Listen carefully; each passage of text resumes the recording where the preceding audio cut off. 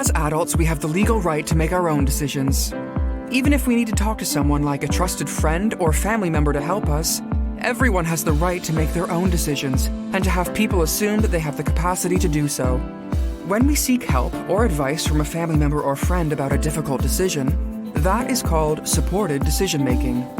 Everyone uses supported decision-making, but when a person is unable to make decisions, either by themselves or with support, someone can be appointed to make those decisions for them to keep them safe and healthy. This is called substitute decision-making. This legislation will make it clear that while someone is capable, they have the right to plan and make decisions about who their substitute decision-maker should be in the event that they become incapable. Just like a will lets you make decisions about how you want your estate to be handled if you pass away, a power of attorney and personal directive lets you decide who will make decisions about your money or your personal matters if you are no longer able to make decisions by yourself or with support. This act deals with two different types of decision-making: powers of attorney and personal directives. A power of attorney deals with financial matters like money and property. A personal directive deals with personal matters, such as living situation, social activities, job, or school. While this act does not deal with healthcare matters like hospital visits, medication, and surgeries, PEI has separate legislation called the Consent to Treatment and Healthcare Directives Act, which covers this. For convenience, a healthcare directive may be included in the same document as a power of attorney and personal directive.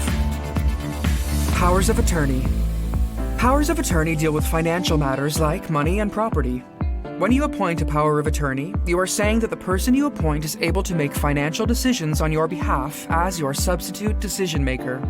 You can make a power of attorney at any time, or you can consider making an enduring power of attorney. This means that you could write a power of attorney to appoint someone to make financial decisions if you are no longer able to make them yourself. The legislation allows for you to decide to allow a power of attorney to make all decisions or just some decisions, and not others. The new legislation also provides more protection against potential abuse. A person with criminal convictions for offenses like financial fraud or theft will not be able to be powers of attorney. Also, the public guardian and trustee will be able to step in to protect financial interests if there is a concern that someone is abusing a power of attorney or not making decisions in a way that protects the safety and financial well-being of the person. Let's look at an example. Aaron has a trip scheduled to go with his family to Disneyland in March. They are really looking forward to it, but Aaron is also in the process of selling his cottage and the sale is supposed to close while he's away. Aaron signs a power of attorney that says his dad can sign the real estate transactions on his behalf for this sale. The power of attorney is limited and it expires in April. It only allows his dad to sign for this particular sale, which means his dad cannot make any other financial decisions for him. Here's another example. Ling has a family history of dementia. She wants to plan for how her financial matters will be taken care of if she is no longer able to make her own decisions in the future. When she talks to her lawyer about making a will, Ling also makes an enduring power of attorney, appointing her wife as her substitute financial decision-maker if Ling becomes incapable. Personal directives.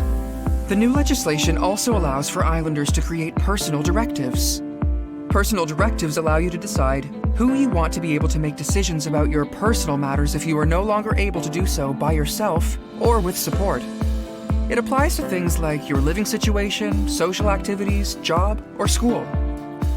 For example, Kier is 39 years old and they're concerned about their health. They want to make sure that if in the future they are unable to make personal decisions, their spouse is able to make those decisions for them.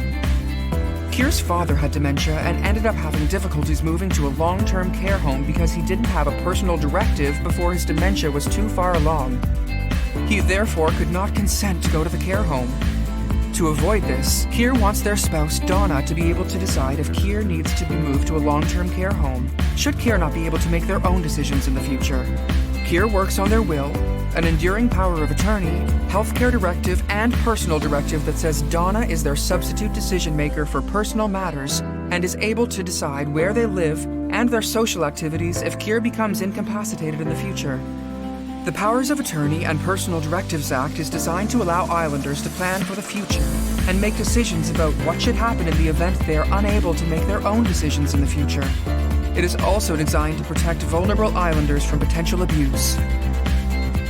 For more information, visit our website at princeedwardisland.ca/substitute decision making. And if you have any feedback or comments about the proposed new legislation, email justicepolicy@gov.pe.ca.